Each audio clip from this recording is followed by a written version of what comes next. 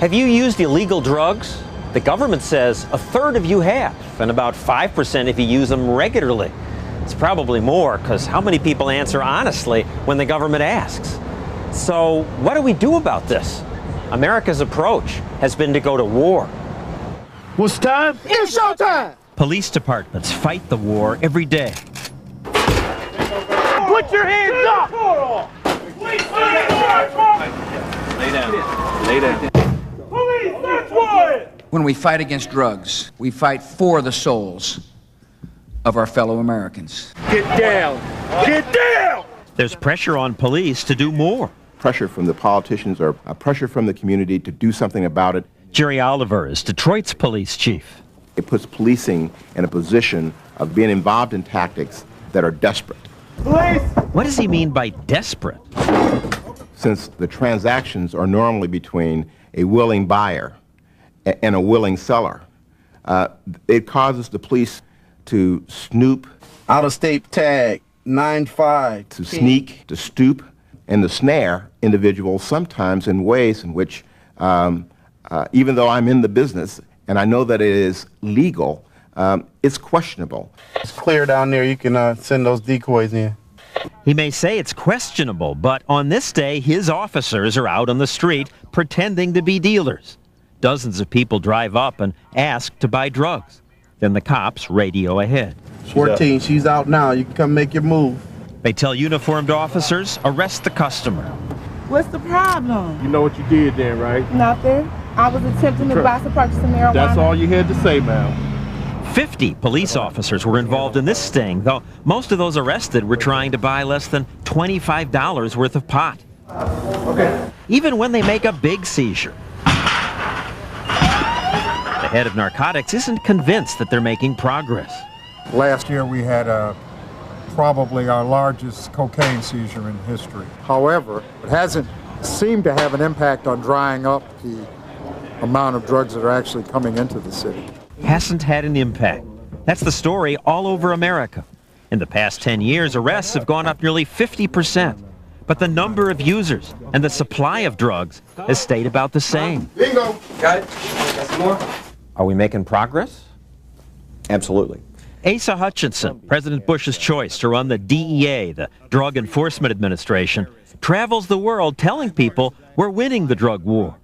Overall drug use in the United States has been reduced by 50% over the last 20 years. But was that because of government's policies? Or was it just people wising up after the binges of the 70s? Drug use is down. It's not down lately. Last 10 years, it hasn't dropped.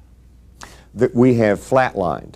I believe we lost our focus to a certain extent. It's hard to see how we lost focus, because you're spending more. I don't believe that we had the same type of energy devoted to it as we have in certain times in the past. It's not clear how you'd measure energy, but federal spending on the drug war has kept going up. It's up 50% over the past 10 years, and President Bush wants still more.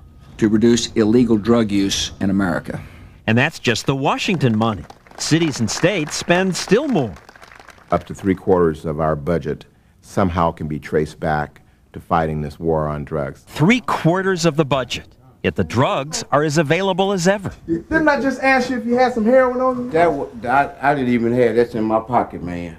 Since the arrests failed to stop the sellers, a newer tactic is to have authorities go after buyers. Have a good day.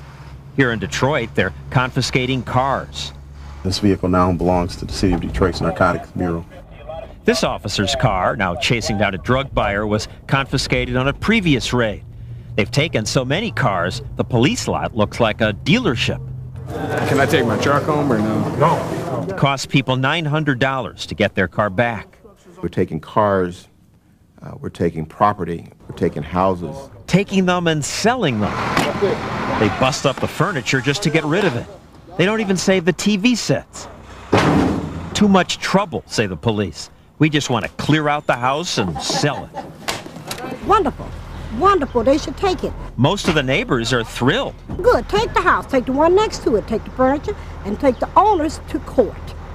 But when government confiscates houses or cars and sells them, it keeps the money. The drug war gives officials an incentive to take more. Is this what we want? All the seizures, all the arrests? We will never arrest our way out of this problem. All you have to do is go to almost any corner in any city, it will tell you that. Oliver was once a big believer in the drug war.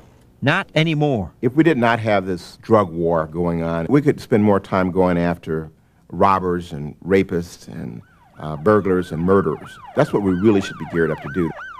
Clearly, we're losing the war on drugs in this country. You told me you was gonna stop selling dope. Remember that? It's insanity to keep doing the same thing over and over again. Insanity? It's an odd statement from a police chief, but we hear the same frustration from others. In 1998, we visited this neighborhood in the Bronx, a neighborhood struggling with drugs and crime. 4 years and 15,000 narcotics arrests later, the drug dealers are still everywhere. The kids know where they are. Every single block. Friend over there, over there, down there. And the violence is constant. Every week they hear gunshots. I fear for my child. I mean, every morning she walks to school. What am I supposed to do? Buy her bulletproof vest? I mean, this is really serious. Gunshots going off 9:30, 10:30, 11:30. I'm scared. The government says we're winning the war on drugs. Well, not on Briggs Avenue and 196th Street, they're not. No. Overall crime is down in America and in the South Bronx too. But drug use, the drug supply, is plentiful. If we're waging a war, it's hard to see how we're winning.